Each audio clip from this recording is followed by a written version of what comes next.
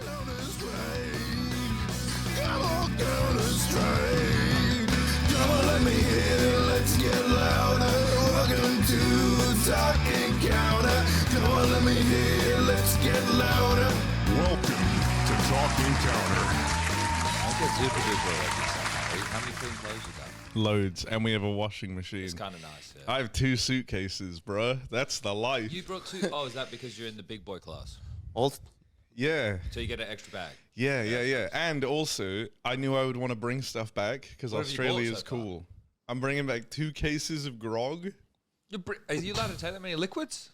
I don't know. Probably not. I'll see how it goes. I think in 1 in each suitcase should be fine. You brought 2 suitcases just for that. And I want to take just an alcohol made by Cold Ones. Oh, Max and guys Chad. you like. Yeah. When are you hanging out with them? I could have met them last night, but we finished so late. I was tired. Oh, no. Yeah. I've just been watching anime. About these guys, like, I don't know who they are. I don't mean that in a disrespectful way. It's like it just shows that the cultural zeitgeist that Harry finds himself in is completely different. Yeah. I'm in a whole different zeitgeist, bro. If you were talking about like Fitz and Swagger Souls and those guys, yeah. I remember them from a couple of years ago because Henry was talking about them. They used to do like the Misfits podcast, but that was a long time. Have you ever seen any of the old YouTube videos like hair cake or anything like that? Or like if I say my name's Chef, does that mean anything to you? My name's Jeff. Nah, Chef. My name's Chef. Is that Yanko's friend, the Observer? Yeah. I was like, wait, what's happening here? My name's Chef, dude. That's fire, actually. Yo, there is a skit there. Yeah. Oh my god. Yo, whenever we do these, we come up with content ideas, but now I'm gonna be like horrifically silent for the next 10 minutes while I think. Yeah. I saw we put out some of the stuff with the Dispatch.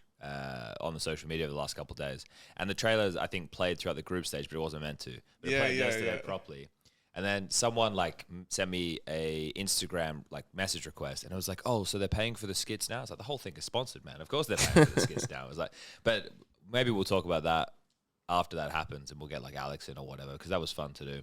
That was a fun little thing. Hopefully we do another season. I mean, we bring different people in, bring Yanko in, bring Jason in, give Hugo some more lines, give you some more lines. That'd be nice too. Yeah, I think I do some powerful non-line. My mum was laughing when I showed her the demo cut of the thing. Yeah. What, me in the mariachi costume? Yeah, well, here's the thing. Is that going to be... Oh, that is in this first episode. So I don't know when this is going to air. I think in episode relation 1 is out. It's not out yet. I saw people... It's out today, I think. I saw people tweeting day. about it. Like, not tweeting. There was on the Reddit. trailer. There was a Reddit post about it that said, like, episode 1 live, and then people were replying, like, it's actually not that bad. Wait, really?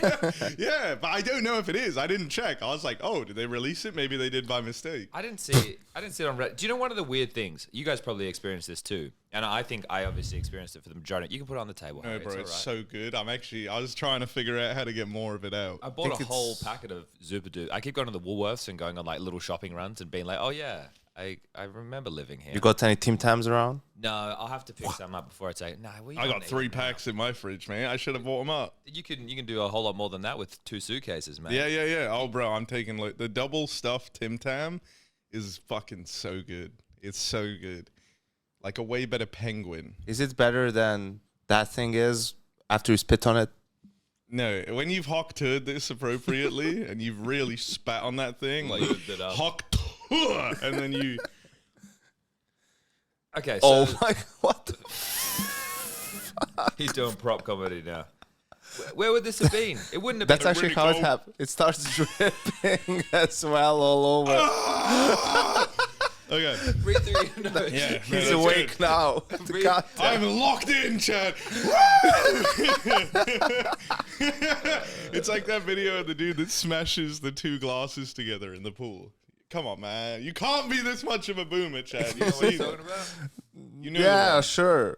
He walks out, 2 beers, stands in the pool, slams them together, glass explodes everywhere in the pool, and then This he goes, Stone Cold Steve. Woo! Is this Stone Cold Steve Austin? I don't know. That seems like a bad idea. Glass and pool shouldn't really go together. No, never. Terrible idea. That's the Same point. with like food. What did Blue drop in the pool?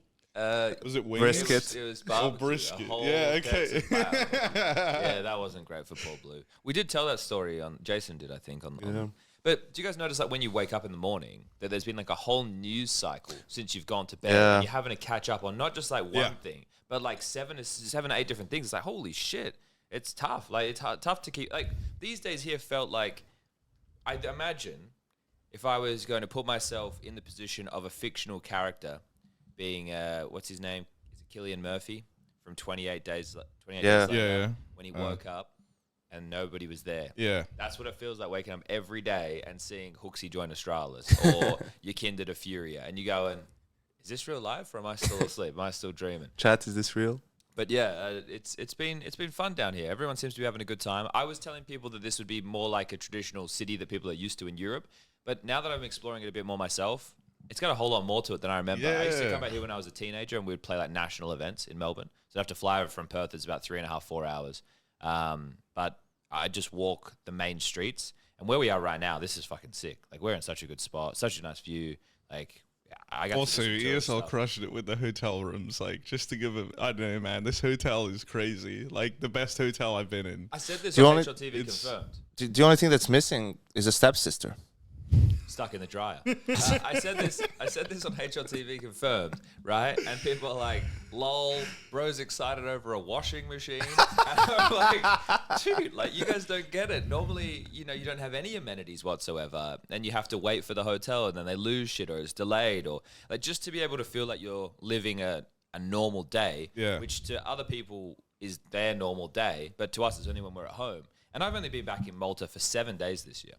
Like, What the fuck? yeah, well, because I did the stint. Since the season started? Yeah, because I did the stint in Australia, right? That's crazy, bro. I flew out to the award show, then I went. Did you get back to Oz after, and right? then went straight to Caddo, and then the Caddo was into that really long run, which Caddo ended Cluj Pro League. Lisbon, and then London for DHL. Yeah. Bloody hell. Yeah, it was mad. But it was like, awesome. Like, this is what the Counter-Strike, Cha-ching! it's what the Counter-Strike world was meant to be like before the pandemic. Like, that's what we were doing back in like the 2017, 18, 19. That's why me and Henry moved to Malta. It does feel more like old school esports with the traveling, which is nice, man. I like it. Like, we're always doing stuff. Dude, I don't know. Australia's sick, man. I love it here. I wish esports was in Australia like 10 times more than it is. I think Australia probably wishes that too. Yeah. Like, It's a good turn. Good dude, turnout. it's so good here. And like the arena's packed. Like, the fans are legit, man. And like, I don't know. We need more Aussie events. I think Chad. it's a pain in the ass to get here, no doubt about it.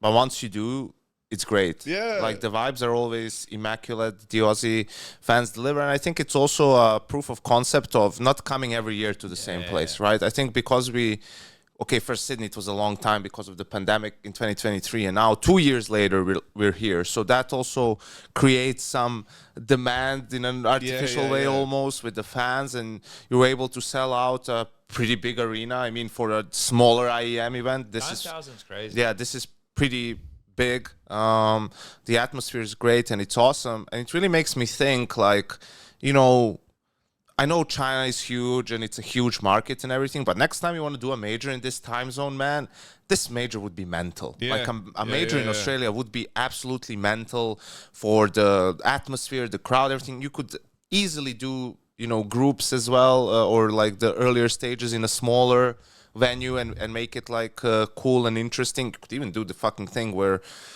you do the stage 1 and 2 in Melbourne and you do the playoffs in Sydney, right? Or something like that. If you want to go really crazy, you convince Valve to front the bill for the plane tickets to move around and for the hotels, and you need to move all the equipment, but fuck it, like, do something, let's go a little bit league style. I mean, even this event, something that was crazy to me is like there's a lot of Chinese fans in attendance. Like, I guess We have a lot of it Chinese makes students sense. in Like, Australia. yeah. It's not close, but it's not far, right? Yeah. It's so, I think like it'll be every 10 years, I imagine, that we'll have a major in the time zone like this, because it is really tough for the viewers, right? That's the one thing that I understand, because the Europeans, the Americans are used to a completely different time zone. I think for Europe, the playoff weekend's actually pretty good. The first game starts at 9 a.m. Sure, maybe that's a bit early for gamer time, But the next game starts at midday. Yeah. And that's 9 a.m. is actually quite cool. good. You're just finishing your last pug. Yeah. And then you tune into the game. Like, Right, let's see how the fucking pros do it, I guess. It's like it's a different cycle for people to be used to, but it's also cool because I think there's like our demographic of viewers who play, and then there's our demographic of viewers who watch, right? And if you're a parent in Europe and you're like, you know, in your 30s or whatever, to be able to watch in the middle of the day as opposed to having to stay up until fucking midnight, you don't want to stay up till midnight as a parent. You want to get to sleep. You got like a 3-year-old. You're like, I need to fucking sleep, man. Yeah, you two get it. yeah, that's fair. Yeah, the early tournaments are quite nice actually nowadays, bruh. I'm just middle of the day, well and truly awake, sun on my lap, games on the TV. Like, Where's your kid? I just said sun on my lap, Oh, okay, well. not the sun coming I in. thought you were doing that that yoni and wait, that's the vagine. What's the thing when they sun the anus? I It's got a- don't know it's got a this name. reference, I'm gonna bro. Google it. Sun the anus. What's happening right I now? don't know what's happening right now, man. Sunning the anus, also known as perineum sunning or butthole Oh, sunning. perineum is the area in Butthole between. sunning. Yeah, is a controversial wellness practice that involves exposing the perineum, the areas between the genitals and the anus, to sunlight. And the reason for that is what? Proponents claim various benefits, including improved libido, energy, and sleep. But there's no scientific evidence to supporting these claims. Dude, I don't need to improve my libido anymore. Like, Alright, it's already fucker. maxed out. Oh, you did your one and done. No, yeah, well, yeah, true. You got it past the keeper. Man, yeah, and it just works straight away. Yeah. Like, imagine that. It's crazy. It's crazy. You think you at least are gonna get to have a couple of run-ups first, but So you're not gonna sun your butthole. no. You're not excited. I don't know. about- Actually, maybe I'll try it just to see if it helps. So- But I don't know what I. How do you I don't need the quantify help. more energy? Like, I don't know. Oh, I feel really good, and my bum hole's really warm. Why do you always talk about bum holes This on is here, it. Kelsey Chad? from Yeah, South I was- came up. She comes up. She's in the green room yesterday. And she's like, "Yes, I was on the plane listening to Talking Counter, like thinking that I could catch up on what's going on in the scene. And you're talking about your hemorrhoids." And I'm like, "Well, it's a men's health podcast as well. You know, Yeah. we're not just Counter-Strike around here. We want to think about all the problems in the world." So Our Harry, podcast is like a box of chocolates. Yeah, you do never know what you're gonna we've get. come to talk about your It's usually hemorrhoids. latest and greatest health ailment. What would you like to share with the world?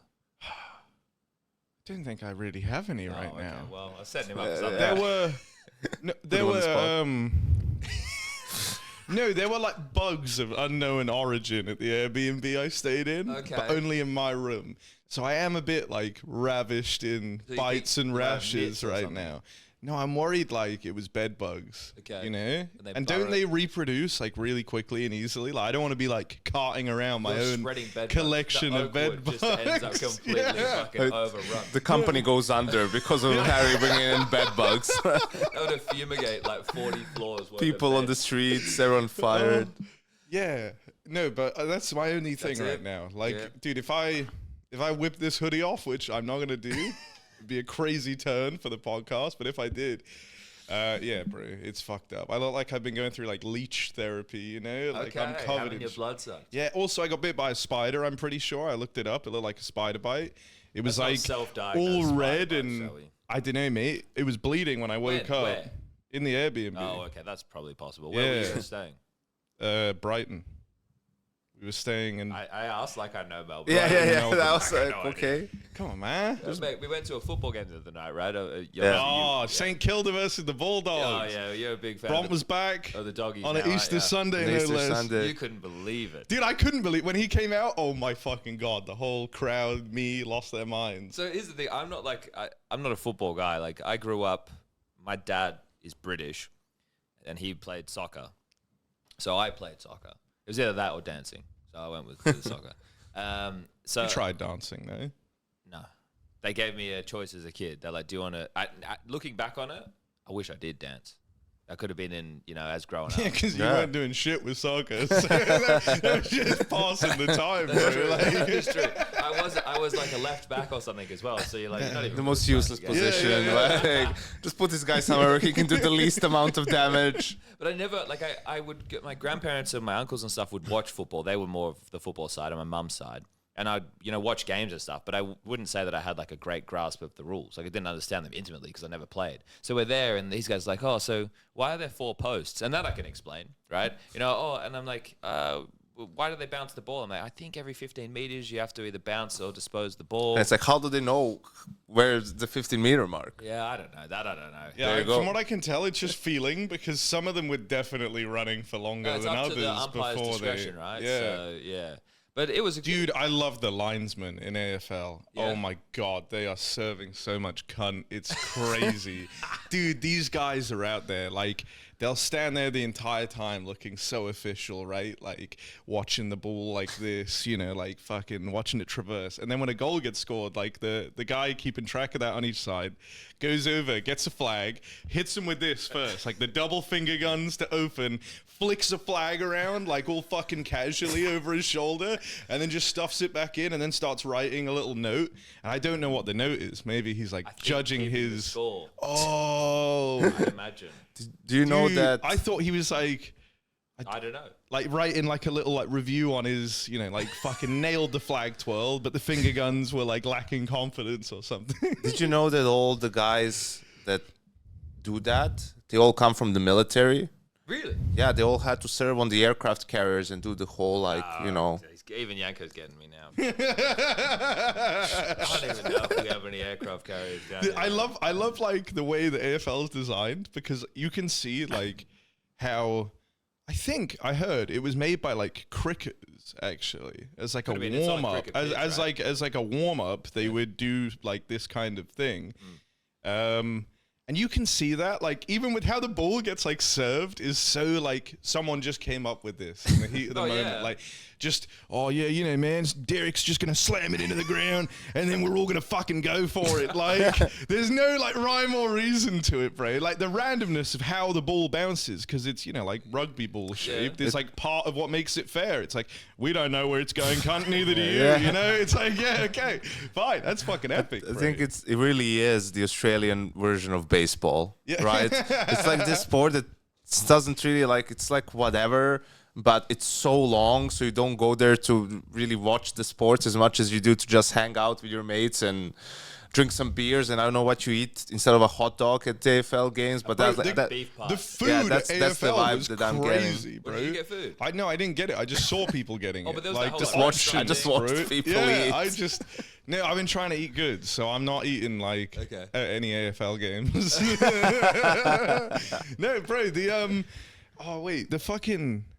The thing that was mad with AFL was you showed us those compilations of like people getting the hard hits. fucking like murdered during a game of football, which looked sick. Yeah. I wanted to see someone die. Well, no one died. It seems like they've done a lot to make it safer, because all the clips you were showing me like looked a little older, right? Like yes, they have changed some of the rules a little bit. because now, like, if you're, from what I could tell, like, if it starts getting too fucked up, or like your mark just like gets it, like the game pauses, Well, right? that's been like that for a while. But the more of the hits that you would have seen there would have been when two guys are going to contest like a loose ball. Okay, right. And then I think they had certain rules to do with like your head being down, because that's where the problem is, right? Like concussions and shit like that. So tweaks and rules there. Getting paralyzed and shit, the boring stuff. Some of the other big hits, like you would see when people go for a mark, it's called a screamer. If you're going off someone's shoulders, right? So the ball's coming in, and he's run up and he's jumped off the other bloke's shoulders. Like some of those are crazy, mate. Like, Dude, I love this. Yeah. Australians are like horses, the way they're so keen to just leap around. Dude, AFL, but with horses. Think there's a market for that? I think so. It could be more violent. Like, And yeah. someone may Then actually people would die. Yeah, Like, you we would need might to have a team of like 60. Put down a few horses every game as well. It's like just this battlefield, dead dudes, dead horses, loose balls trapped underneath them. I think Crowd going nuts, beef pie everywhere. I think from the way you describe it, it will probably have to be held in Eastern Europe or somewhere. There's Don't think that would fly over in your guys' there's neck of the woods. two insults that I want you guys to take back and use in your day-to-day. Okay. So they're essentially the same thing, but either of these will stick. So it depends on the level of sting that you want to go at someone. All right, you could say someone has a face like a drop pie, Yeah, I like a that. face like a smashed crab. Smash crab and a dropped pie. All right, think about it. It's a fucking mess. Yeah. It's good. So see if you can. I Work like that it because into it's not very, it's not too profanic. Yeah, you don't need to swear. Yeah, exactly. But you still get the message across. Yeah. And those are good, man. It's like, Harry, you're not the dumbest guy in the world, but you sure as hell hope that guy doesn't die. yeah, that's good as well. Or Chad, I don't have the time nor the crayons to explain that to you. Mate, I hope they air some of the stuff we did yesterday, so like today, because I think I had a banger line. If they get that line, Oh, your line about Lily Phillips. Lily Phillips? Yeah, if they get that was really You're so, good. it comes every couple of episodes, he brings it back. Well, she's just so prevalent in the world of getting fucked, and that's what's been happening to us on Talking Counter for years now. So, just there's a link there. There's That line was a banger. Was that the one you thought Henry was gonna? Because you said you had one banger, like one line you knew would be good. That was the best. That one was I the had. banger. Yeah. It was good. Yeah, but that's all right. We'll see. Bro, I just keep playing the same character in everything we do. Like, the quiet guy. It's good, man. It's like the best role.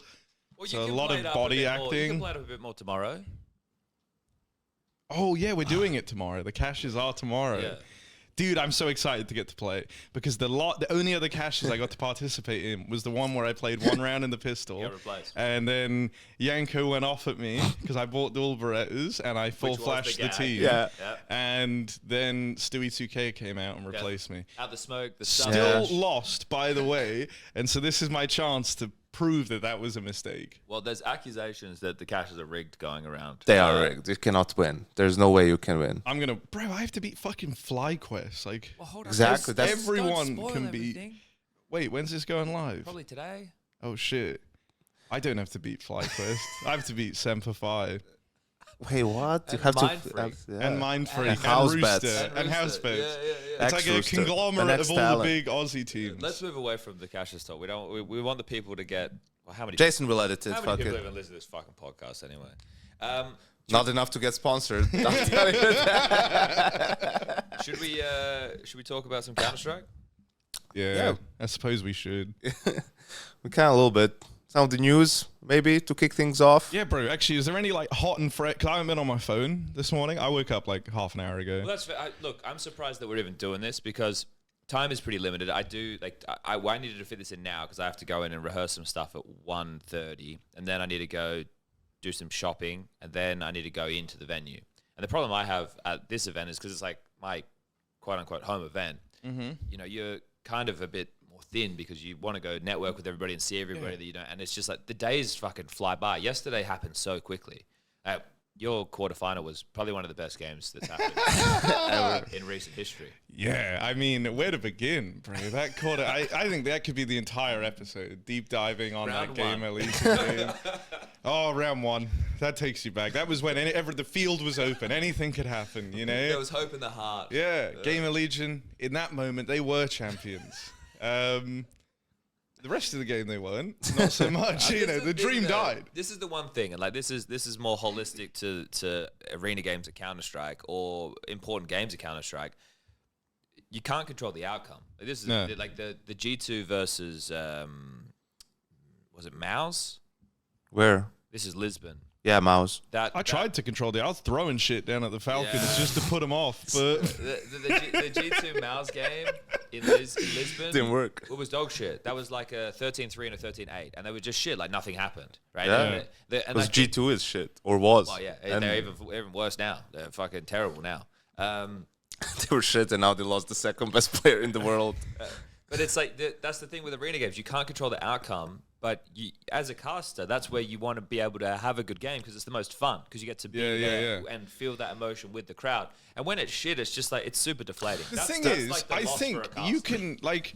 I never like, because some people think like, oh, a good game just means close game, right? But I think you can still have like a good stomp, right? Yeah. Like if Game of Legion showed up and they were actually like playing kind of sick, but it was still a stomp, I think that would have been cool in its own right. It was the fact that they just kind of looked like like that was the pressure getting to them, right? Yeah. Like, and I don't know, it was weird, man. Like it felt like a lot of the rounds. I've never seen a team like stuck in spawn so often, and that to me is like what happens when you're playing like, I don't know, you're playing like a pug, let's say. Sure, You're just getting fucking run through, like, and you can't do anything right, and everyone's lost all the confidence. And so, so it's like every round, you know, there's like 50 seconds after the round's over, bro. You're 1v3, you're hiding in spawn. And so many rounds. Dude, I felt bad for Rez. Like, the one guy with experience, the one guy who you're like, maybe he can make the difference. And it's just 1v4 every round in spawn, saving AK. And they would let him more often than not, because I didn't think they cared. I don't think they choked necessarily.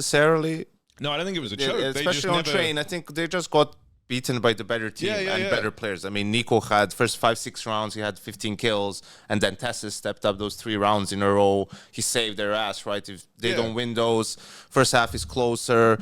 Falcons didn't have to play the T side, which last time they only got 3 rounds on against Gamer Legion. But I think absolutely it's not even an interesting game. Like, they're stomping them, and they're just better, sort of, and they're just outplaying them in the small details. Like, the players are just better. They're winning the fights. They're positioning themselves better. So it's not even like you have shit to break down too much. It's just this is just what happens when. But I think it's more, you know, you kind of have to, I guess, focus more on the narrative building during the game and kind of foreshadow the next game for Falcons and like the bigger storyline about them and their championship aspirations. I think that's it. Like, I think it can be really sick. The semi today might even be the best game of the tournament. Who knows? Dude. The so like on that one game, like the thing that was mad to me, I don't know if you felt this, but like when I was watching, this was how it felt. Like, it wasn't even really till we were like a bit of the way into Nuke that it felt like Falcons were even. Like, early on, it felt like they were kind of letting Gamer Legion do whatever they wanted and like playing very reactive to it. Like, and I kind of thought that was baller from Kicksang, because it's like, bro, like, you're letting them do what they want to do in the start of these rounds. So you just like, you know, you just don't think it's going to work. Like, you don't respect them that much that you're letting them play their cards, and then you're just going, oh, fuck you, bro. Like, I know the amount of rounds where it was just shit, like, they're holding this default. It'll be like one guy holding ramp. You have like Nico and someone else kind of roaming over towards the yard, and then m0nesy and Magisk are just like shift walking hut and ramp on like random timings, both get a kill round over. Like, I don't know, it was insane. I know exactly the round you're talking about. Might have been the first or second gun round too, and I think that's probably prep, because they felt when they throw those smokes outside or the window smokes or something, like a big they react immediately. So one of the 2 guys was gonna find a gap, right? That's why they both go at the same time, and they both killed. They both just killed. You know, the players didn't even leave. They just hit. Actually, Magus hit good timing, but yeah, I mean, that's why you say like they've been outplaying him in every way. And I saw also this thing, man. I don't know. It just fucking bothers me a little bit. I don't know why. But they announced on that day, Gamer Legion, that Ash got extended, which is huge for them, right? Like, people have been speculating, oh, maybe Liquid will try to get him, or this team, or that team, and whatnot. So for Gamer Legion as an org, that's a big sign. I think he's a really good coach. But then I see a fucking thread on Reddit, dude, is like, we don't talk about Ash enough. Oh my like, God. Bro, all we fucking do is talk about this guy. He gets every show I'm on, every tournament I do, every other analyst and the host there, they're just glazing him. Like, I get it, bro. He does more with less. He doesn't have an eco. He doesn't have all these other guys. He does a great job of developing players. He does a great job of understanding the weaknesses of his teams, and then they play in a way they have to get the best possible result, which is what they were able to get. You see, when wasn't able to be with the team in the MRQ, they bomb out immediately when everyone is expecting them to go through all this stuff. But you cannot say that we don't. I feel like if anything, I feel like we talk about it a little bit too much, man. Like, you know, we've covered it. I think it would have been interesting to see what happens if he goes to a team where it's not about like building a roster from the ground up and like actually,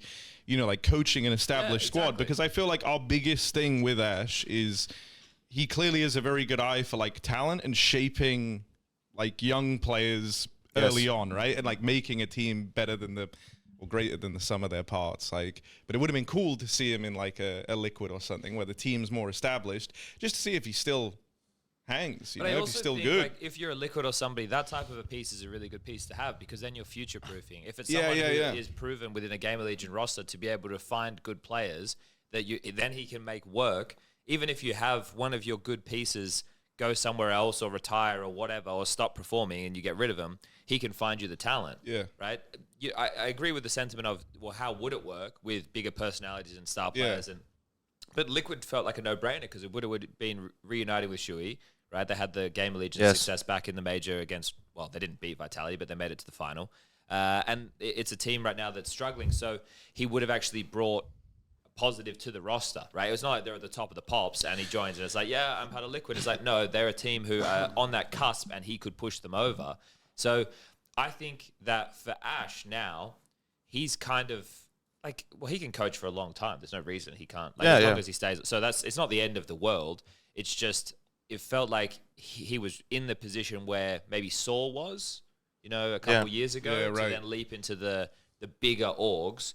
And now Game Allegiant must be paying him a pretty penny. Because I imagine some of these bigger teams. Imagine he's the highest... I don't know. In tier 2, you know, highest paid coach, we're going to say. I mean, he's not a highest paid coach. No, God, no. That would be insane. But I think it's also, you know, you almost wish that he didn't extend. Yeah. Right? Like, you wonder why did he decide to do it? Because he could definitely get more money elsewhere and he would get an opportunity to have bigger name players and have bigger aspirations, you know? So I don't know him that well. I can speculate and shit, and I don't want to do that. It's like an interesting decision to make.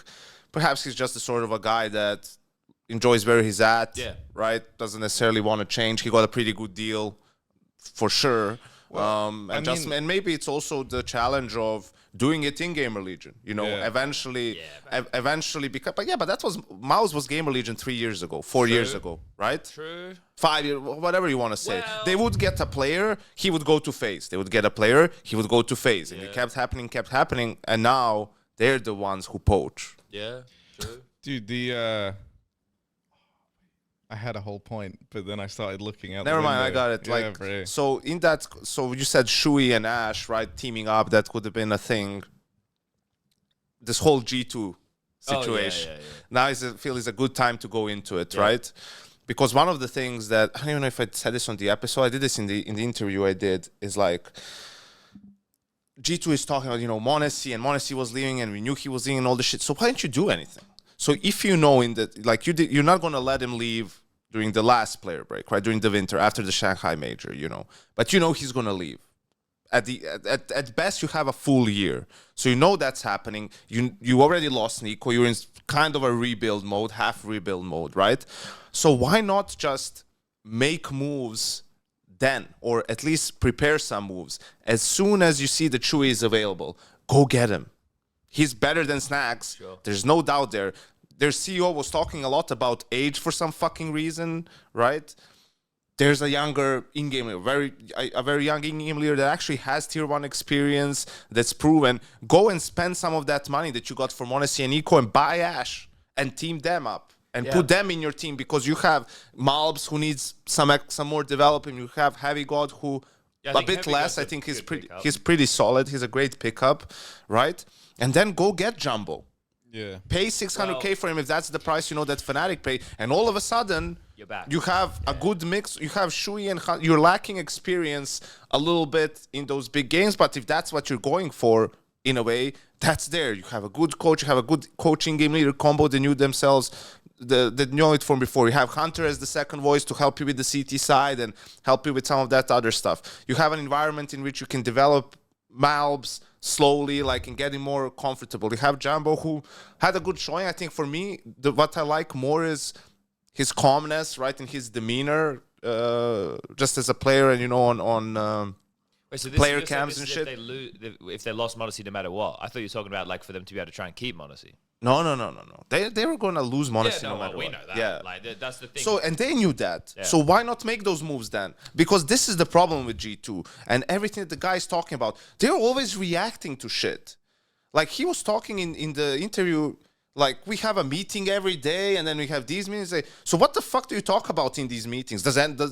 No one notices that maybe a player is unhappy, or that there's clashes on the, you know, maybe there's different philosophies about, it's just a dishwasher. Sorry, man. Different philosophies about thinking about the game, and there's maybe some rifts, and that maybe, you know, a couple of guys feel one way, a couple of guys feel the other way. Like, what do you talk about in these meetings? Like, this could have been an email sort of thing, right? You can just get ahead of these things. Like, you knew all of this was going to happen. Why not tag then? Now you have fucking Hades for the major. I think like the Shui one dropping the ball there, it was either Liquid or G2 who had to get him, right? Like, Yeah. And Liquid come out on top. Yeah, of but that. Liquid came up 2 months after. He was on the bench for 2 months. No one Like, as acted. soon as you see that, if you're G2, I'm getting him. Yeah. I'm sorry, Snacks, you've been a soldier for us. You did a good job. We need to think about the future of this organization. Go get him. Yeah. Taz, especially you with the money. you had your chance. Didn't quite work out. It wasn't terrible, really, but, you know, we have to go a different way as well. Pairing this guy up with a coach that he's worked with, you know, that's it, right? Tell me that doesn't make sense. Yeah, and I think, you know, it gets even more wild when, like, now knowing what we know, it's like, you know, you couldn't get the squad to work fully with Nico and m0nesy, and now they've gone over to Falcons, and, like, Falcons are doing fucking sick, you know, back-to-back playoffs. Sure, one of them was with Dexter, but, like, regardless, that, if anything, like, makes it more wild, you know, like, it shows the kind of pitfalls of G2 in other ways. Yeah, man, like, I think if any Falcons- team has Nico and m0nesy, Falcons have played in one grand final in Cluj, won a tournament in Bucharest, Yeah. and are okay now in the playoffs here, while G2 has made the final in Bucharest, lost to Falcons 3-0, and they haven't really played any good, you know, great teams along the way. They made one playoffs in Lisbon where they got smacked around by Mouse. That's it.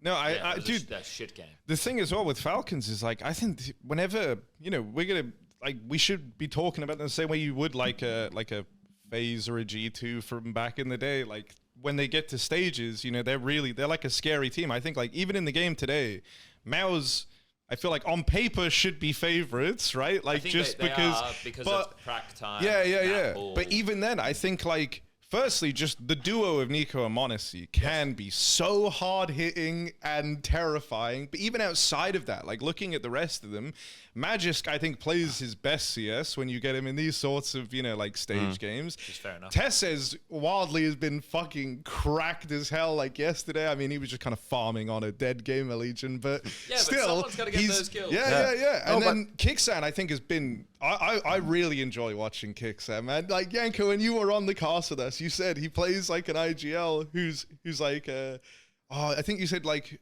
I did. Fuck. Did you say he's not bad, or Yeah, like he doesn't. who can kill? Yeah, he plays like an IGL that he actually has confidence that he can get killed. He just plays like a normal player. He doesn't play like your IGL who just, I just need to create some space, or I'm gonna push through the smoke and do something silly. Like, he plays the normal way because he doesn't need to do crazy stuff to get kills, right? He just.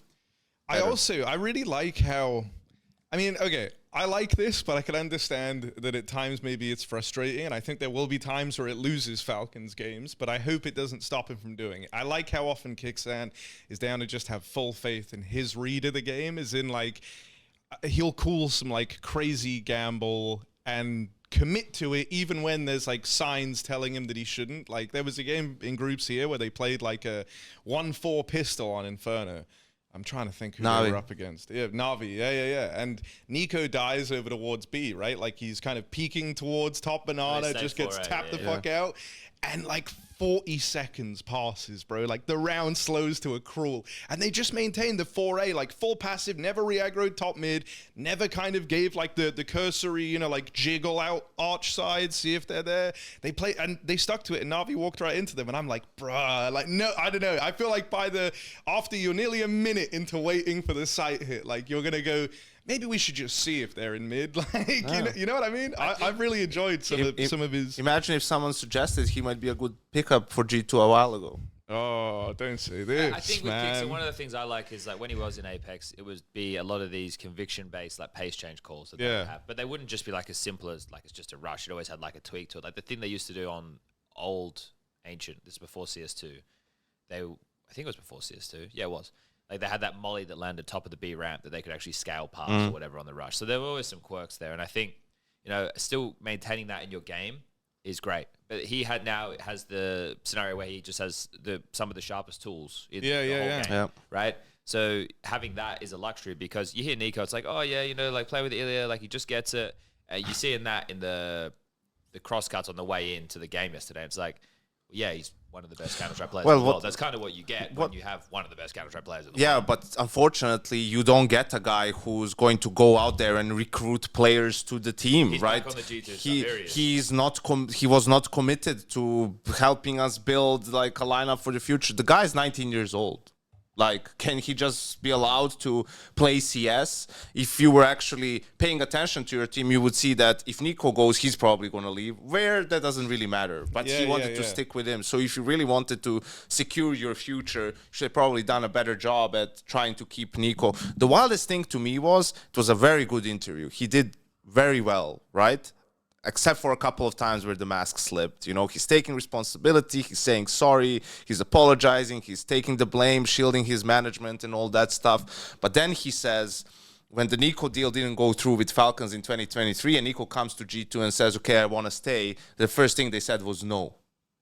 So that's the mindset. That's it. That's it right there. Instead of thinking, okay, we got him to stay, you know, he's gonna stay, right? Like, how do we make sure that he doesn't want to leave 6 months from now? Or, you know, what can we do? That's not your thought. Your first initial thought is, oh, you're feeling spiteful and, well, we're not gonna let you come back, you know, like, just sit on the bench now. I guess we're gonna get next and fucking JKS to play instead of you, because that's gonna turn out so fucking great, you know. And that shows you that it's just, you got a second chance. That was the second chance for them, right? Like, you got the opportunity to maybe keep it together, and you didn't, right? For whatever reasons. I think it's obvious that the thing that Nico wants and the thing that he's missing in his career is silverware.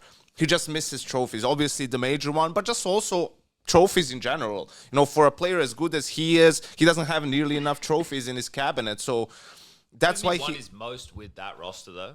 Well, the two biggest ones, yes, Cologne and Kato was with G2. It's just like, I also think, like, after seeing just some of the shambolic moves out of G2 over the years and some of the missed opportunities, it's like, you know, the one thing Falcons do have is like the ability to kind of try and acquire anyone, you know, like when they're putting that much money out for m0nesy, if you're like Nico and this is something that they've spoke to you about at any point, which I don't know if they did, but in my mind, like, you know, you're going to Falcons, sure, you're getting some more money, but you're also going like, oh yeah, I'm going to get to play in a good team. I also hate this narrative because it is true, yes, they can get people and stuff, but it's not like Nexa was added because they didn't have money for someone better. It's not like Taz was the coach because they couldn't pay a better coach. It's just the decisions and like the decisions you make for the people to bring in were just bad. Just made bad decisions. Like, time and time again, you made poor roster decisions and you wasted Nico and m0nesy on your org, and now they're gone, right? And that's it. That's all there is to it.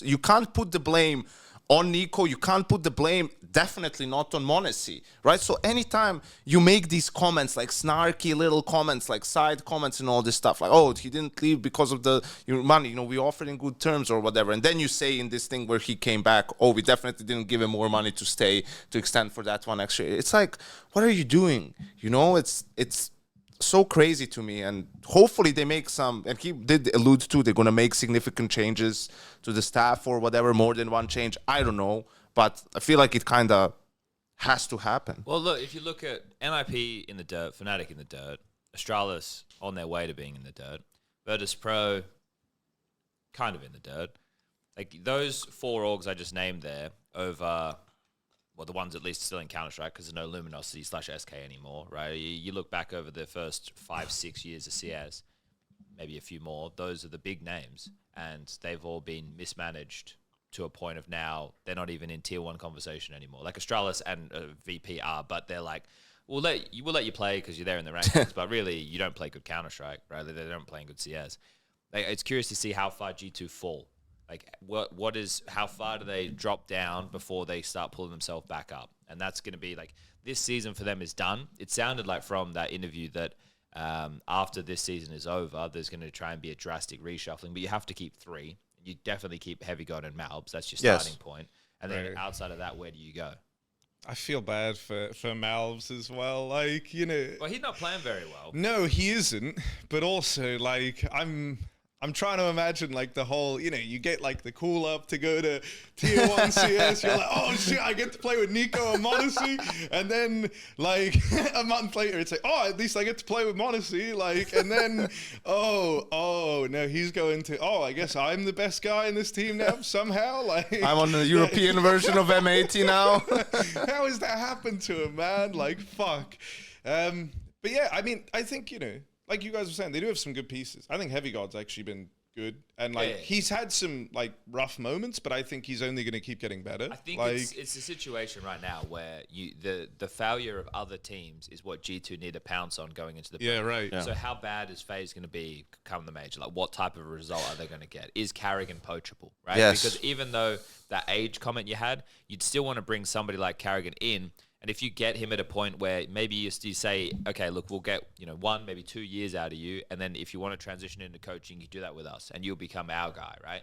Like that's the type of a gamble, or not gamble. That's the type of thing you'd want to be setting up because that sets up the longevity, of your organization there. Because I guess it also kind of changes the players you could look to fill out the remaining slots, right? Like if you have like a real hardened, but like say even for like the one extra like slot left over, you could take more of a risk with like a Carrigan in your roster. I feel like because you hope that Carrigan's not a risk. That's no. I'm saying it's like if you get Carrigan, that remaining spot, you could like take a gamble on some like real young, inexperienced dude and hope that Carrigan can mold him. I don't think so because I don't think Carrigan would like to have too many young guys on his team. Actually, it would be like an academy team. Yeah, just real quick, the comment on the age thing. Also with G2, Carrigan is 35 now, right?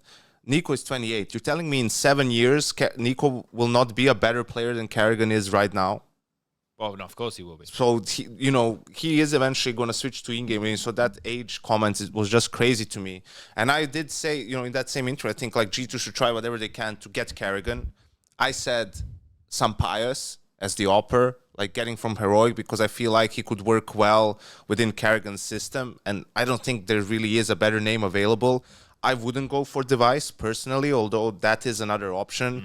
I just, unfortunately, don't really trust Device after the whole Shanghai RMR thing to be like one, and I don't think Carrigan would necessarily take that gamble either.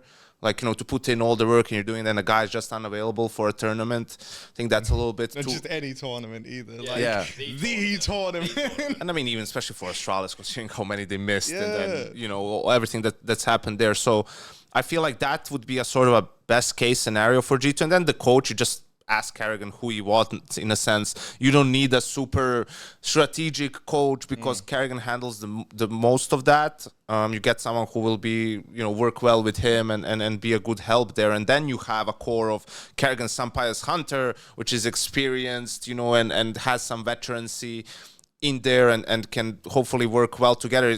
And then you have Malbs and Heavy God, who are the two young heavy hitters. And I think the Malbs would absolutely benefit a lot from the structure that Carrigan would bring. Also, Carrigan has played with Nico before, has played with guys like Rain, so he can definitely help him out with his individual game in a way. And the only question mark there a little bit is the firepower coming from Hunter and Sampaias. Like you would have to find a way, and they would much better in Heroic. Yes, and they would have basically Hunter would also just have to step up in a way. And if you do that, all of a sudden you have a team that could potentially do some damage, right? And then you see for a season how things go, whether you need to make further changes, whether someone with a little bit more firepower is available to you to make another move. I think like the G2 conversation is one, but FaZe is the other, and the big one, we've spoken about this before, is them letting players go for free. Right, so and now they find themselves in a situation where they picked up a liege, so they took that I don't want to call it a risk, right? But they took that gambit, and then it's not cohesive. The team doesn't look together. It looks shit, right? And I don't want to say I've been anti-FaZe since the addition, but I haven't been on board with what they've been putting out. Like I think earlier I was like, no, I think Frozen should definitely take over all of Rops's roles. I think that they should let Rain like still try and play a lot of the positions he wants to alongside of Elige. You can use those two, but they've clearly repurposed Rain to make room for Elige and allow Frozen to keep playing the positions he wants to. Not on all maps. Like, for example, Frozen plays ramp on Nuke. But whatever they're doing doesn't work. And Carrigan keeps taking, like, all these these tweets after they bomb out of these events, and he's like, you're not going to stop me from working hard and this, that, and the other. Like, I'm paraphrasing, but it's like, bro, it's not on you. Like, well, maybe it is, because if he's essentially the one who has the final say on what positions are being played, then maybe it is on him. But like the constellation of the team, like, he can do all the prep work he wants. He can come up with all the strategies he wants. He can watch as many demos as he wants. The constellation of the team is the problem. Like, it doesn't work. And they will know that reason deep down inside than anybody watching will. They just need to be honest with themselves of what that problem is. I mean, dude, I also feel like with FaZe, mate, I don't know, like, I feel like the mentality is not in a good space. And hasn't, no, exactly, right? Like, they used to have, like, unshakable kind of faith that they could win any game and then I even think about, like, who they've brought in now in, like, an Elige.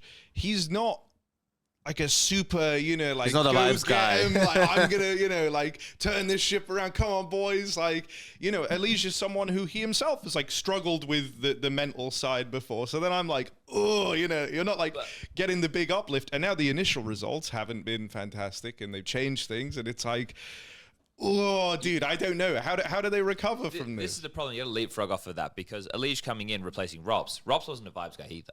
No. Like, Rops is.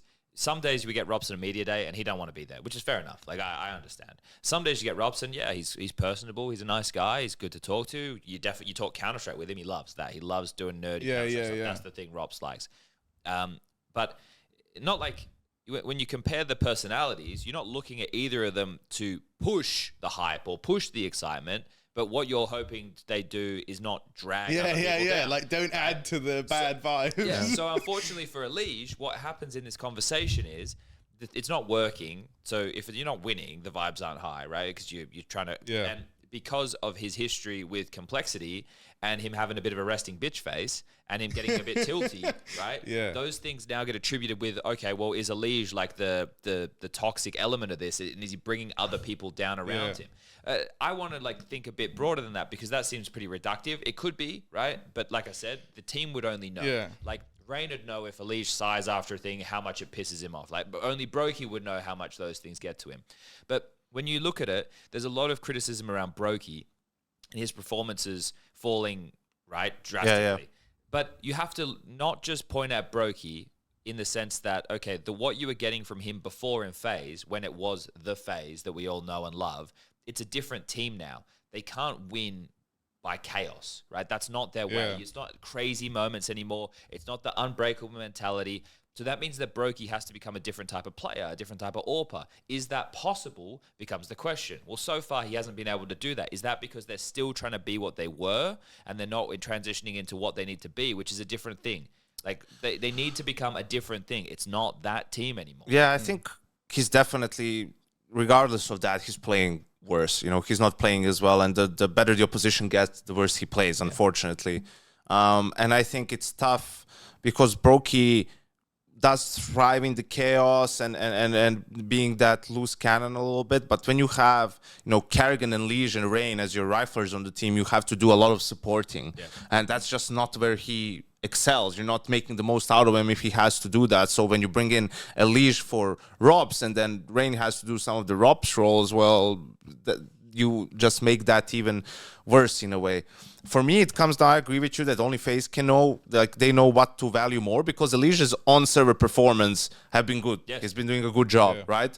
And I think for FaZe, it comes down to, okay, do we replace Brokey and bring in even someone like Dexter short-term, right? Or do we replace Rain or bench Rain to bring in JKS to take over some of those anchor roles that make more sense, right? Like, do we do that and go all in on scale in a way and see if that's the answer? Or do we go for the vibes, right? And bring in JKS, let's say, for Elige, give Rain his old positions back, right? And try to find some of that FaZe magic really in a way. And I think FaZe, and we'll get to Navi later on, but FaZe, unlike Navi, I think they should change something before the major. I think, like... They won't, though. I think they should. No matter how hard it is, no matter if it's just only for that short term, like, this team, you will not see the FaZe miracle finals run like you did in Shanghai with this team. I think there's no chance for it. Yeah, well, when you look at the history over the last 2 majors, they were in both major grand finals. Sure, they didn't win them, but they were in both of them. And it's going to feel like it's going to be a massive drop-off from that.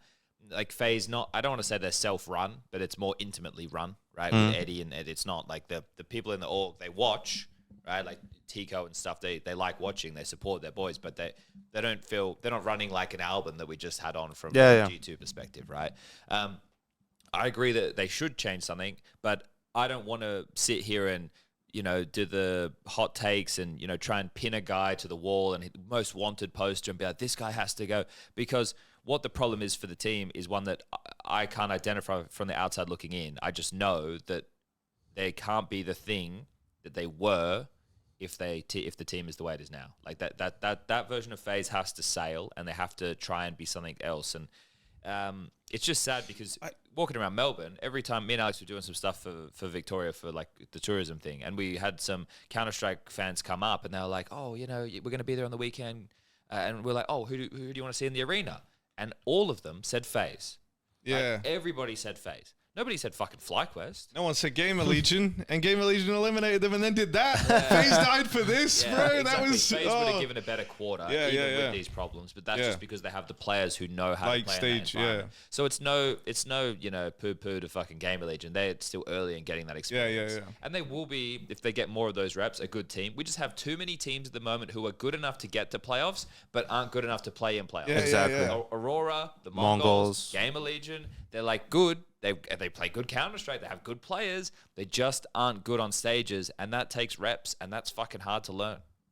I also think like it's always different whenever like you're a whole team going through that versus like one or two dudes in a roster where like you're at least with a bunch of veterans, so you kind of you get maybe get carried a bit early on by them and you ride their confidence and then you build back in. And that's why it took like m0nesy so long to get to grips with playing on stages, right? Because it's like all of them were. Yesterday unlocks them. I think it's better than the Eternal Fire win in Cato because both of those teams were limp dicks on stages, right? Both of those teams have very limited to no experience in that type of environment. So somebody had to win. I think they're playing too poorly. I think they played better 3 months ago in Cato than they're playing now. It was a 9-10 carrier performance that got them across on Inferno. 9-10 was fucking lights out. that was fun to watch. Not if you're a Team Liquid fan, but if you're just watching from the outside, it was fun. I don't think they'll have. That's why it was also hard to talk about that game too yesterday. Like whoever wins is going to lose to Vitality. Like not just because Vitality is so good. It's like neither of these two teams are good enough to really challenge them at this point. And Vitality has shown to do a great job of preparing for games mentally in a sense of not taking it for granted and bringing that hype and excitement and the level of viciousness, I guess, to those games. And that's why they haven't lost yet, right? Because they have not been taking it easy, and also they have the Grand Slam waiting if they can lift the trophy here. So do you think the Falcons in any way, like, I don't want to say scares Vitality, but like that's the word I'll use. Like, do you think it could be the most disruptive? Yeah, right. That's how. Like, dude, even that first game from them, with how like I have this for you, Harry. I have this for you. All right. So it might just turn out to be right that m0nesy is the Team Liquid of 2018.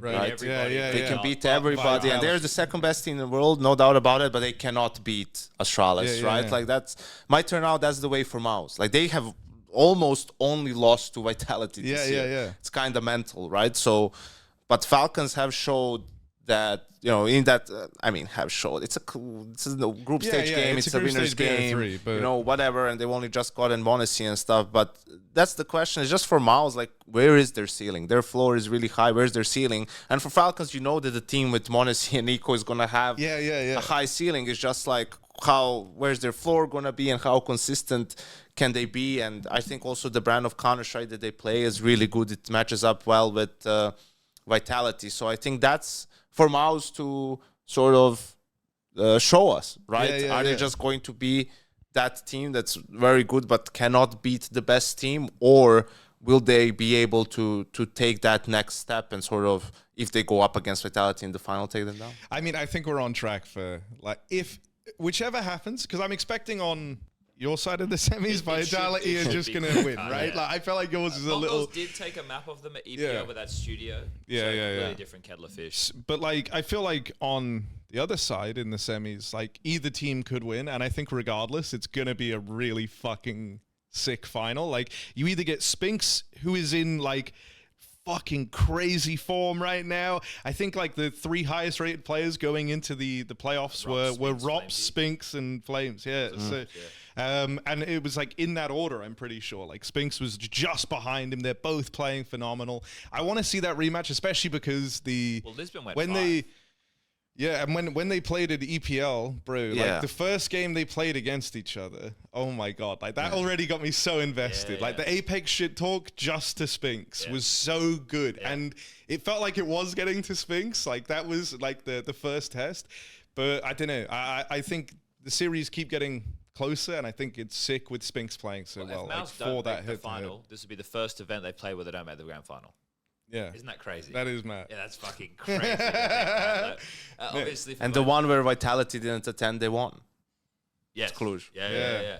The only loss Vitality have had this year was at the Eternal Bounty, Fire, and they lost to EF, right? And that's so like I like the analogy of Astralis Liquid 2019. I think I want to try and look to nuggets for the other teams of how it could be competitive. Like for the Mongols, they played FaZe for the first time ever, which is crazy. Yeah. I think. That is insane.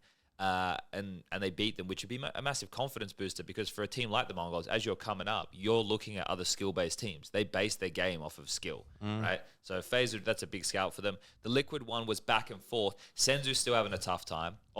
He was better on Ancient, not great, and I don't even think they were necessarily super sharp, the kills that he was getting, but they were still important kills. Right, that 3v1 though versus Twists, and Senzu was in pit, like the only guy in the safe position and the one that can play on the contact, and he swung, and I was like, oh baby, He no, had a couple of bot-out Senzu, moments. stop, like, stop doing too much, bro, like, oh. Yeah. That's the mentality there though. It's just a full ego swing. It's like, I'll do it right now, and it's like, this would be the best way to get my confidence up. It's like that's your best way to lose the game. Thanks, Buddy. Bro, in anime, any character that's ever said like I'm gonna end this fight right now, like they're dying, bro. They are giga dead. Like that is the or like in a movie or in a TV show, like a character you like is talking about their future and like envisioning it, and it sounds great. They're dying in the next 10 minutes also. But I think hopefully that win means a lot to them because they had the full crowd support. I see people on Reddit like, oh my God, that's so disrespectful that they were mean to Liquid. It's like, oh, did you like that? They just kicked Justin. Yeah. Mate, this is the thing. When I'm casting that game, there's people at home listening to every word I'm saying. Like this is why I can't win, mate. Whenever there's an Australian in the server, if I'm overcritical because I'm Australian and I understand that if I am like even the slightest bit nice or optimistic about what they're doing, the European and everybody other viewers are going to be like, he's biased. But if I go the other way, then I get accused of having like tall poppy syndrome in Australia, which is like, other, because I used to be a player and these guys are doing good and I'm trying to cut them down.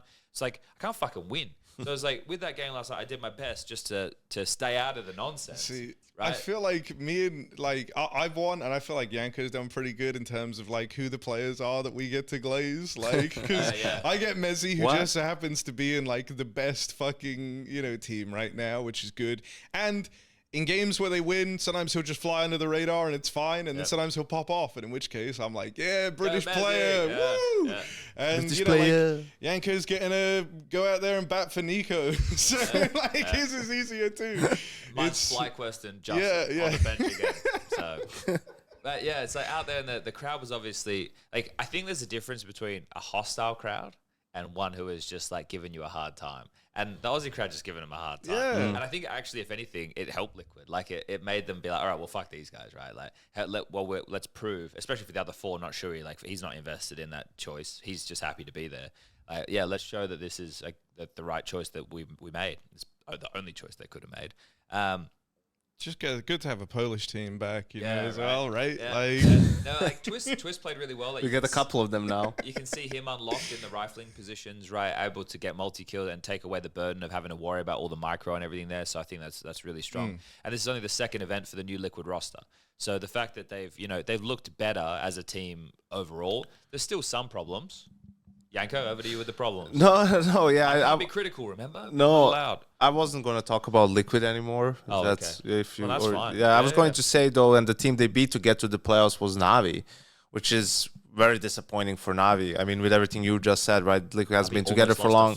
They're still working on a lot of things. They almost lost to FlyQuest. MIBR took a map off of them, right? Like the collapse against Falcons. Was monumental, right? Yeah. So now you can definitely start ringing the alarm bells for Navi too, because before you would be like, listen, they've been together for a long time. You have faith they'll be able to figure it out. This tournament for me, what I felt was super important for them because they had almost a month since Lisbon, right? So you have time to practice, you have time to figure out, you have time to rest, everything, and they still fell, maybe even the flattest they fell this season. And no spirit here to beat them this time. Dude, I was talking the other day, and like the way it feels to me is that like they used to be a team that hit like far greater than the sum of their parts. Like that was like what made their major win and stuff so impressive.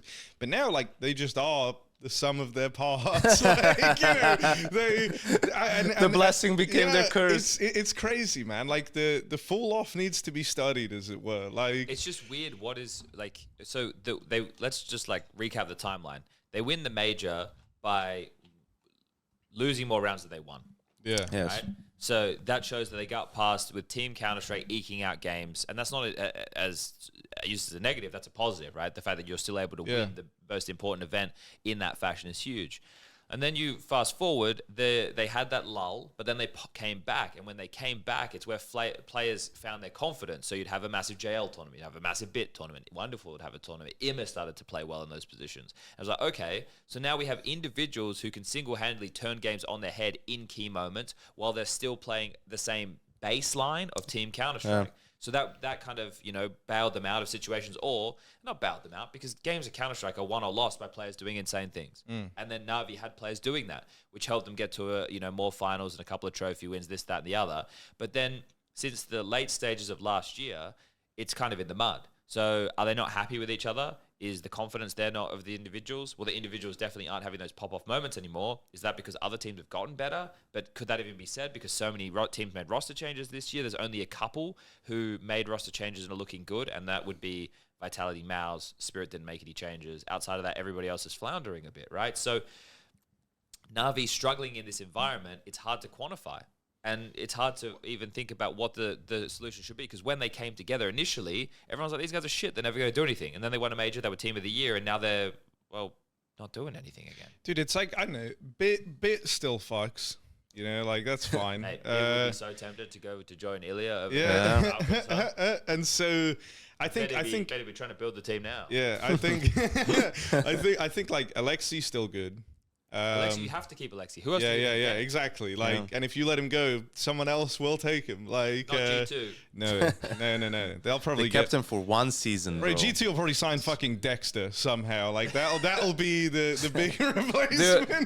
Well, he does need a job. The Australian Dexter, Dexter coming in as the IGL, Ben the Legend as coach. They're gonna build like a kind of new Aussie X, EU lineup. Like a kiddie. They're gonna get m0nesy out of complexity. Actually, that'd be too good of an actual pickup. Like, sick,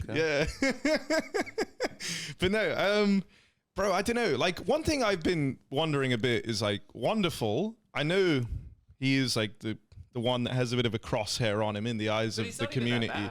No, this is my stance. Is like, within how it looks like they want to use him, he seems fine. Like, he gets a lot of like trades. He'll kind of be like the second contact on the AWP. Like, and I think he more often than not will get like that trade kill, but it never feels like, to me, like when you watch like a fucking m0nesy play, which I know like they're very different players, but you can feel like in those rounds where he's made like I'm gonna go peek this and I'm gonna go like get the opener, and I feel like I don't often see those types of moves out of Wonderful. Navi's a system team. Exactly, right? But then it's like, the AWP, as a result, just doesn't get to have a lot of impact in these games. And that's why whenever I was reading after they lost to Falcons, because, you know, I love me. In a loss like that, you got to go check Reddit. You got to see what the people are saying. And like, he was getting a lot of shit, and people were saying, like, I don't know what Harry and Hugo are saying, like, he's doing fine. Like, he's fucking garbage. And it's like, well, sure, like, he doesn't have a lot of kills, but I don't feel like he's in these positions to, like, fucking fuck 3 dudes and win the round single-handedly. You know Lily Phillips here. He's just kind of in the sidecar, like, oh, JL's gonna swing out, take this fight, and then you're gonna kind of peek out after and get the trade if he dies. Like, you know, in rounds where they get the opener, Wonderful doesn't even get to shoot.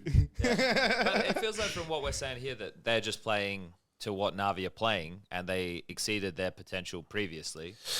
Well, or they're not playing, you know, to the same level. It's always going to be, if a team is going to lift trophies, the players need to step up. Yeah. The systems are not winning your trophies. Systems can get you within striking distance, but then the players need to step up. But and if you look before, you didn't think that they should make a change before the major. No, actually, that's not what you said. No, that's what I said. You said FaZe should, and then you said we'll get to Na'Vi. Yeah. Na'Vi won't, and I think that's fine because of, you know, they've been together for a long time. So there's always now.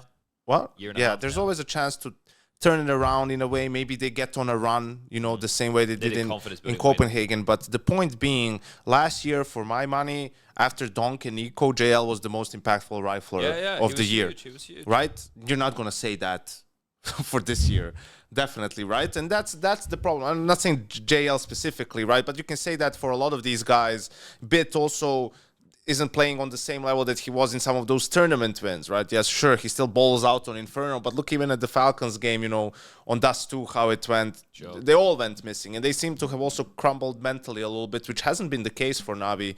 Really, we praise them for their mental fortitude. So what the underlying issues are, that these players are not on the same, you know, is it that Na'Vi has tried to change too many things, right, to keep up with the meta? Is it that their playbook is maybe too wide? You know, instead of focusing on fewer things and just trying to do those things better? Is it just the players dropping off, you know, individually, not putting enough hours, or maybe hitting a slump? You know, any of these things, it's impossible to know without being on the team.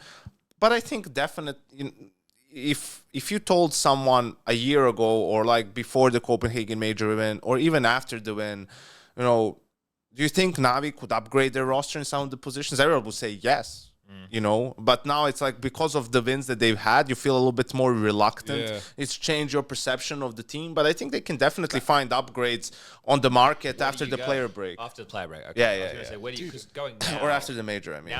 Now seems tough. Like you. No. It's like, I can't and also, you need to get used to playing in that system a little bit, and like it just doesn't make sense for me for them to do it now. Have the academy roster that's doing well. There are times with Na'Vi where I feel like they, through like the system play and whatnot, like just get like, if the going gets tough, it feels like they just kind of slip into autopilot, as opposed to like, I don't know, like I'm maybe a bit recency bias here because of the Falcons game, but like watching them lose that, how they did, like I've never seen a team get so cooked instantly. Like you could feel the vibe shift the moment Alexi lost that 1v1. Like, well, I mean, it wasn't a 1v1 in the beginning. I think it was like a 1v3 or 2 out of him, but still, like, gets it all the way to the end, loses, and bro, it's like the confidence just died in an instant. Things weren't happening like as synergized or as quickly. It felt like everyone was just kind of going through the motions till the game ended. Like, you know what I mean? I don't know. Things weren't flowing. There weren't like flashes in like peaks anymore. It was very like,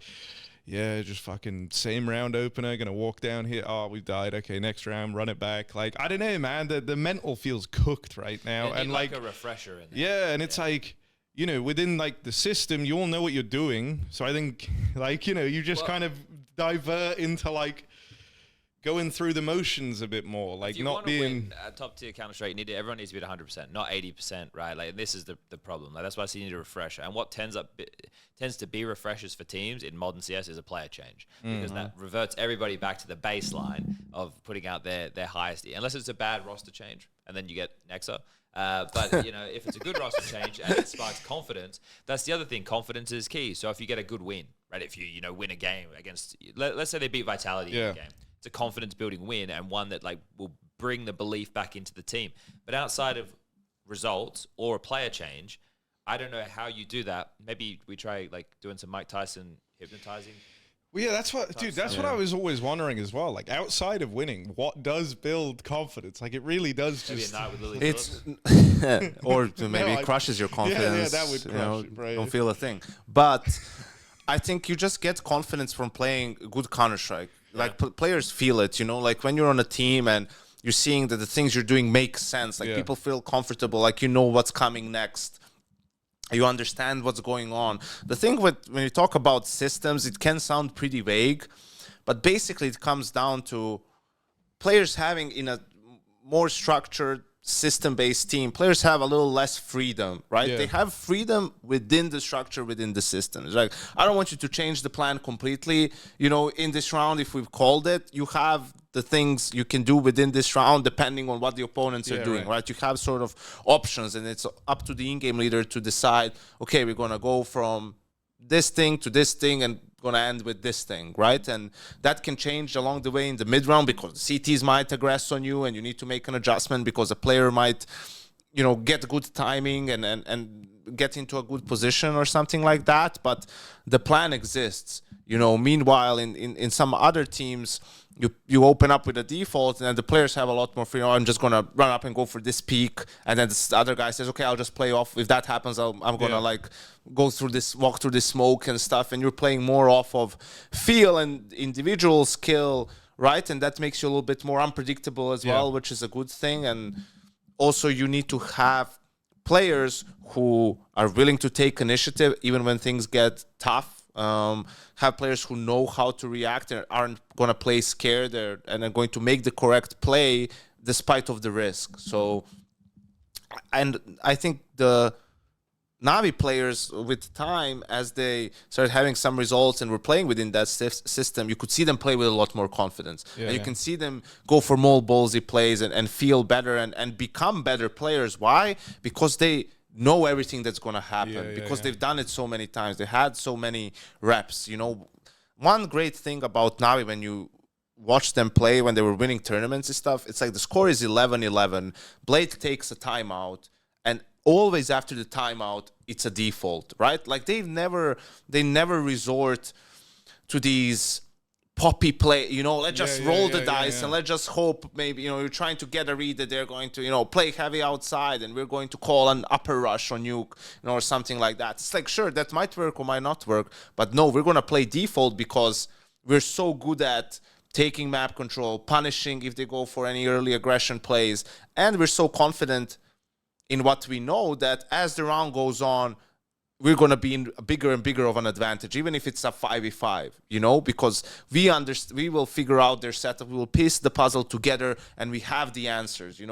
Blade has given them all the answers. Alexi knows, okay, if this is how the round goes, this is the call, right? And the players have done it so many times that they know that this will work, right? We just need to execute. And then even if you're wrong, they'll execute it with conviction, and maybe someone steps up and gets like a double kill where they're not supposed to, and wins you the round.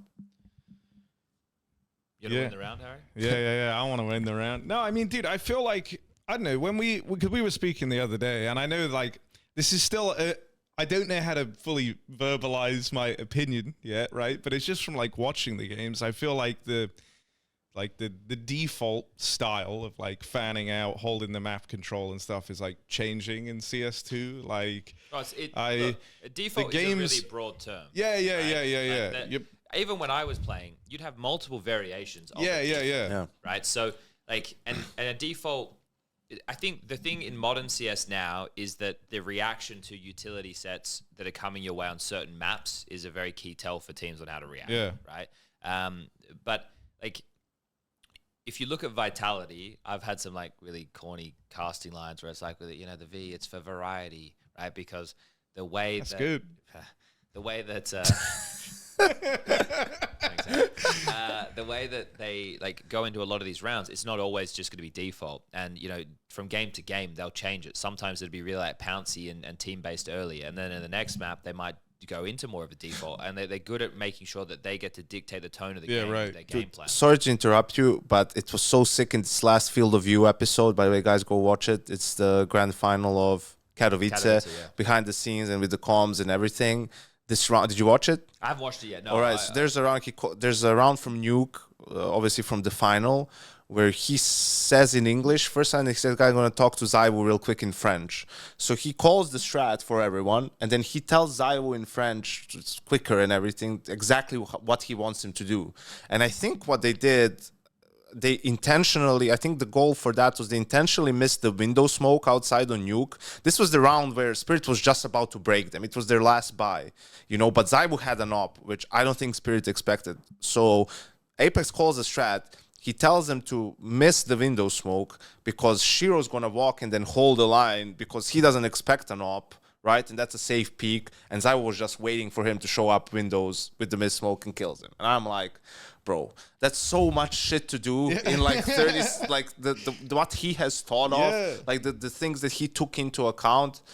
It's just mental. And, and they win that round. They didn't eco once until the third map. But what you're talking about, variety, and just even within rounds that you already have, to change them on the fly just because like this is what can work. It's what makes them great. Dude, I think like oh man, I love the renaissance for Apex. Like I think it's now, so yeah. But you know what I mean? Like, not only is his team really fucking sick, like especially with ROPS coming in, like now they are firmly the top dogs, but like just he's also playing well within like the team. It's not like he's fucking getting carried over the line in every one of these games. Like he's a frag in IGL. I think he's calling some fantastic games.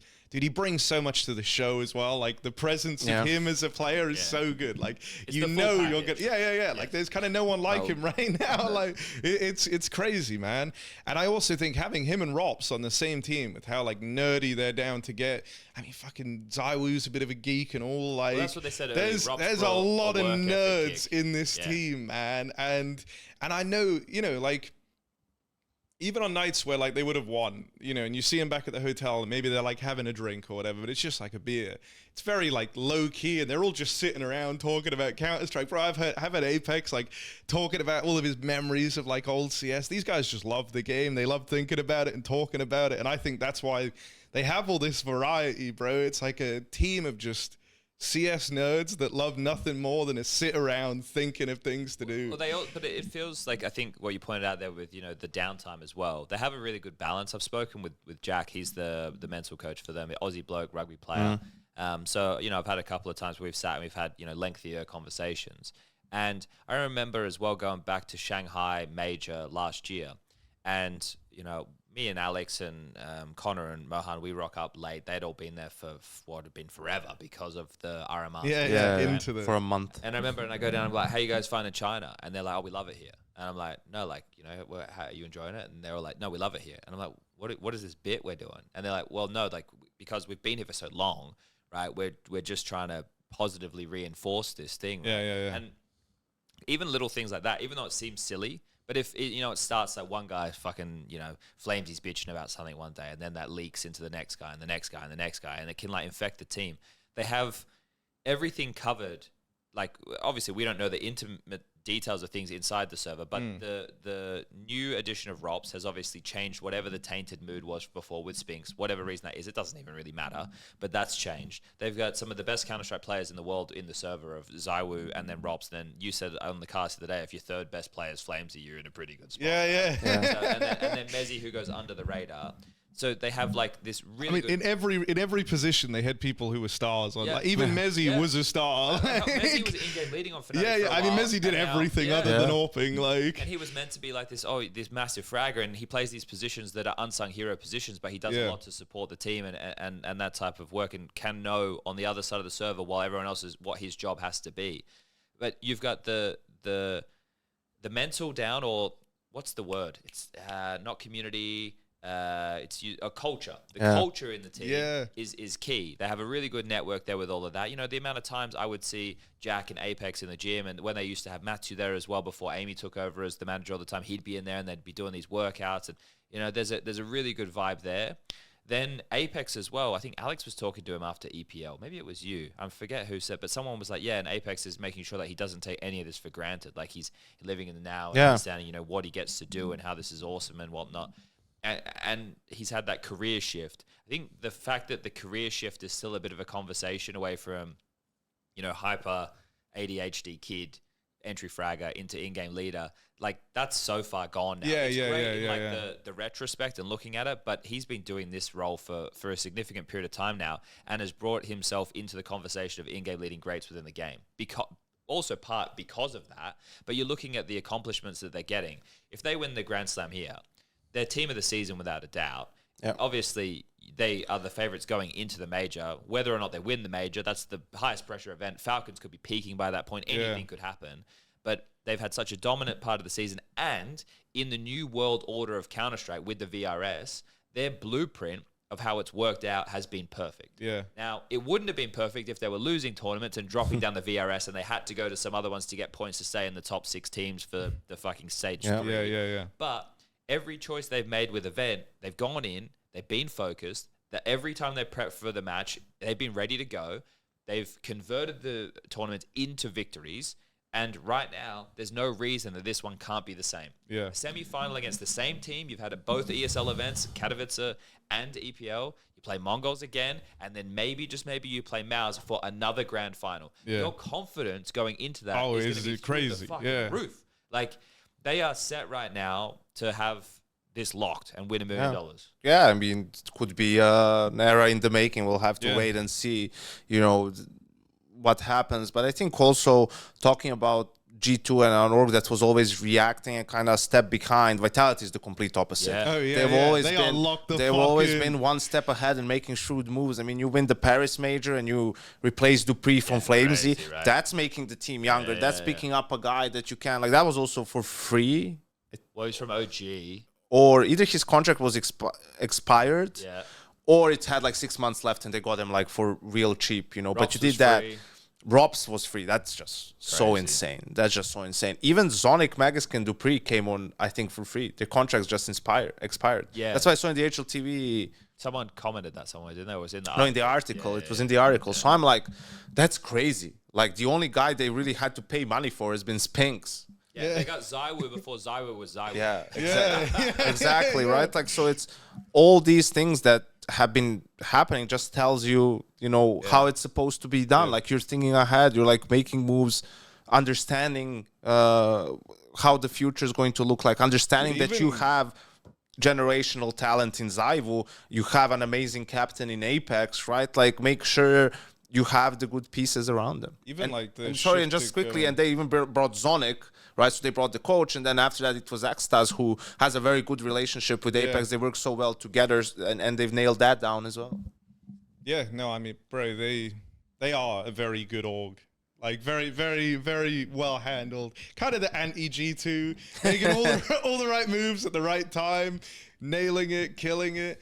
Bro, the other thing that's sick with them, potentially winning the Grand Slam and being in a very good position to do so is like, at that point, Apex, Zywoo, they've got the full, cabinet, right? They got the major, they got Katowice, Cologne, and the Intel Grand Slam. Apex even said in the field of view Not thing, Intel Grand Slam, by the way.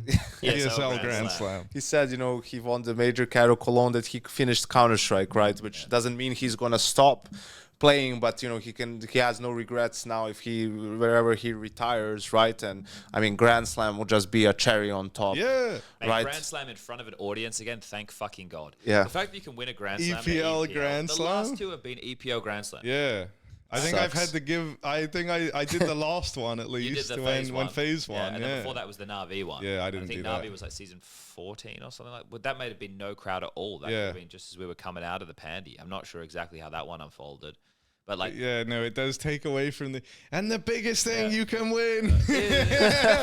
And to all 100 people in the room right now, if they do it here, this would be sick. Like, this is, as far as I understand, in terms of like attendance, bums in seats for any given day, this is the third highest as far as ESL events go. Cologne's number 1, Rio, which would have been the major, would be number 2, and then Melbourne, Comes comes in number 3, which is ahead of Katowice, which is crazy. Why we should be coming to Oz every year. We can't come every other year. Harry, don't be greedy. Twice a year. In a market, I'll shoot for twice a year. In a market like this, you should come once every 2.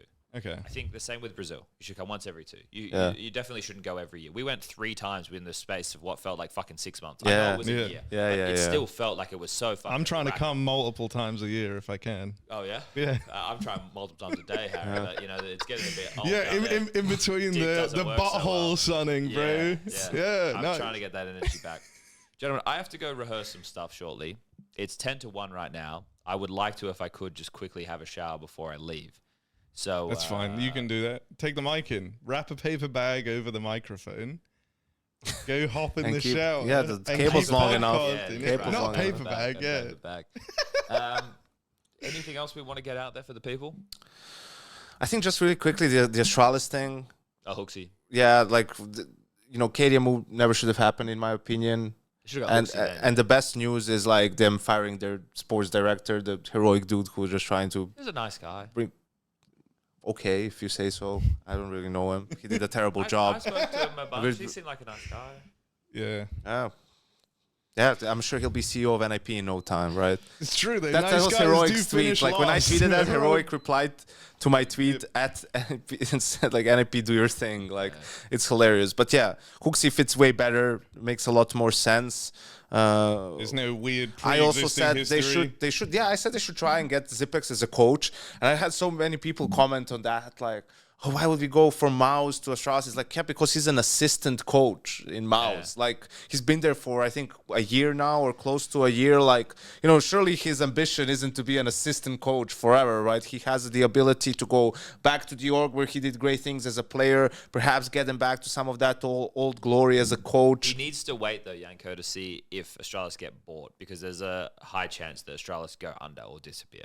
Yeah, There is a lot of financial. Yeah, we'll see.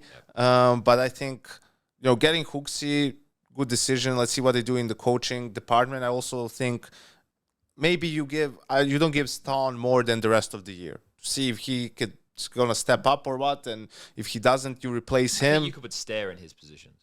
You could, but I mean, just then get someone else instead of him for Stairs positions, Yeah, right? you And could then- and I think then you might have something going there. Yeah, I think there's would be a few options. Danish Counter-Strike does have a lot of talent. They're just in the wrong places. Yeah. No, on this down thing, it's like, I always think it's like the cursed monkey paw, you know? Like everyone said, oh man, we just want you to play the same as in groups and playoffs. And the monkey paw curls up and it's like, oh no, he's just bad all the time now. Like how the fuck did that happen? No, we didn't mean in groups like in playoffs. Yeah. No, dude, yeah. The other way around. But is it the Reeboks or the Nikes, Chad? It is the rhythm of the night. Now, Yeah. Harry and I have an announcement. I don't know how official we can go on the record. We're with this. adopting. You need to send Mrs. Spock her information that she requires. Okay, from you. I'll do that. If you can do that. Yeah. But we'll be You seen the playing- logo? I have seen the logo. Yeah, I don't know if we should be announcing any key details, but we will be playing you, me, and Hugo alongside of 2 other people. And look, we're going for the win, Yanko. As you should. We're not here to fuck around, but we might need a sub for Hugo if we do make the playoffs. So Alright. if you're available, Yo, actually, yeah.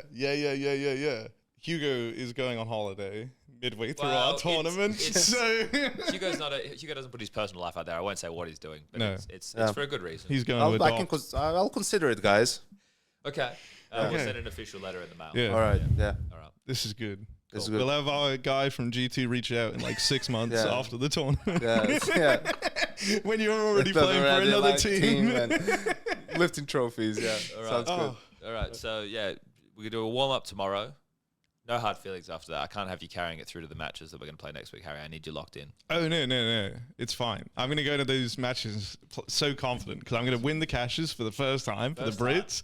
Never happened. Dude, I'm going to It'll be a historic Sunday. fuck Fly You Quest. see how he swallowed this icy dick thing? Like he's locked in, mate. Dude, I am. Don't worry about him. I'm locked in. We were talking about Lily Phillips. That's a Bonnie Blue type situation right there. That's the Lily Phillips spin-off. And on that note, Yeah, I don't know what you even referenced there. Let's fuck. let's Let's fuck. fuck. Yeah.